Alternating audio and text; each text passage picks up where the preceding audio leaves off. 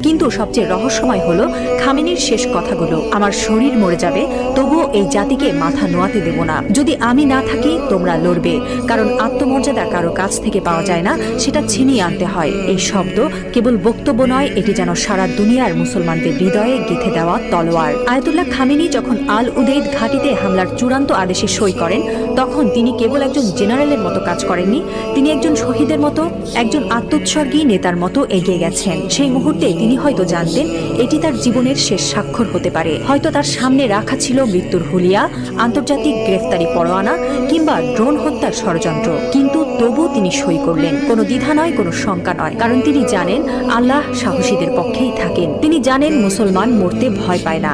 যারা আল্লাহর পক্ষে থাকেন তারা জানে মৃত্যু মানেই পরাজয় নয়, বরং আত্মত্যাগী বিজয়ের শুরু। এই একজন মানুষ এখন আর কেবল ইরানের নেতা নন, তিনি হয়ে উঠছেন সারা বিশ্বের মুসলিম উম্মার প্রতীক। একজন বিশ্বাসী, একজন অটল মুজাহিদ, একজন সাহসী পিতার মতো তিনি বলছেন, আমি থাকি বা না থাকি তোমরা লড়বে। হ্যাঁ মুসলিম উম্মাহ, তোমরা মাথা নিচু করো না। লা ইলাহা ইল্লাল্লাহ।